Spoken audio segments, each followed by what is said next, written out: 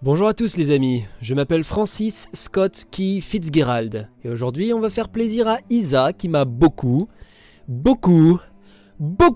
demandé. Accrochez-vous bien, on est parti pour ce déjà 11e Lit Express.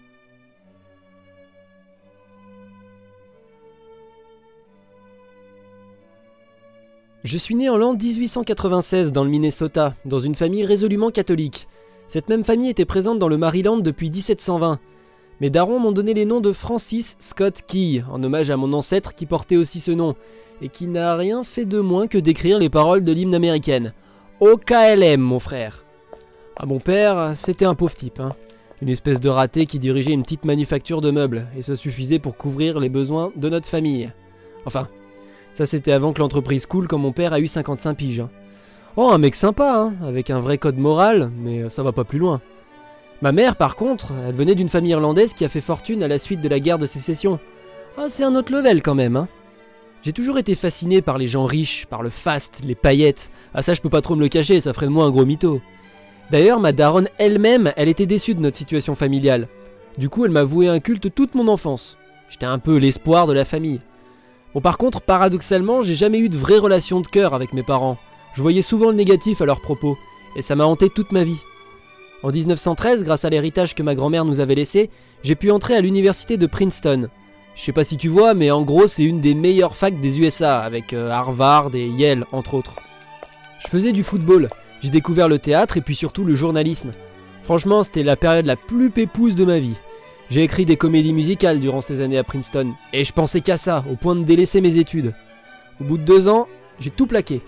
J'avais pas de diplôme, mais on m'a quand même accepté sous-lieutenant dans l'armée en 1917. Eh, Première Guerre mondiale oblige, mon coco, hein. J'étais en poste à Montgomery quand j'ai rencontré celle qui allait devenir ma meuf pour une nuit, et surtout pour la vie, et oh putain, ce qu'elle est canon, je m'en remettrai jamais.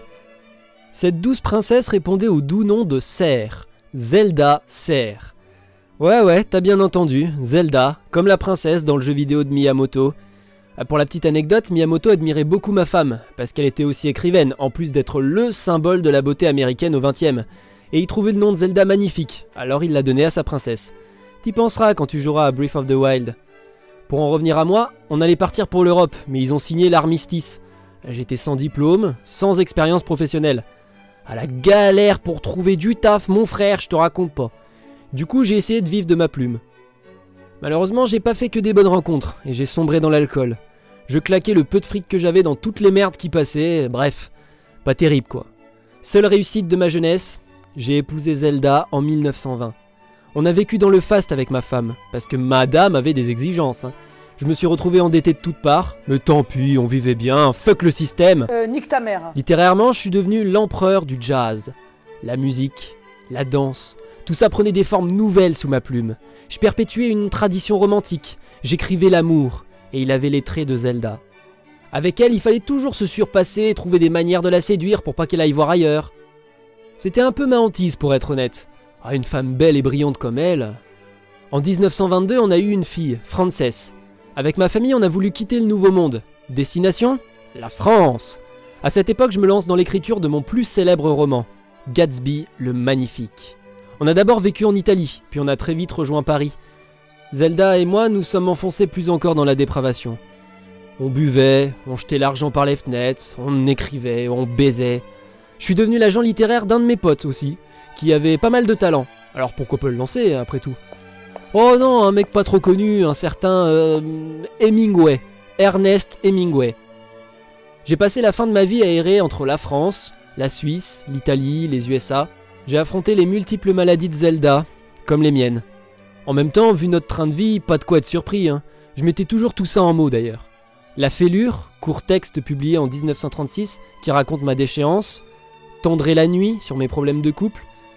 Zelda a sombré peu à peu dans la folie et a été internée en hôpital psychiatrique en 1936. Une vraie épreuve pour moi. Et puis, le 21 décembre 1940, je travaillais à l'écriture de mon prochain roman à Hollywood aux USA. Voulant me dégourdir les jambes, je me suis levé, j'ai fait 2 pas, puis me suis écroulé sur le sol.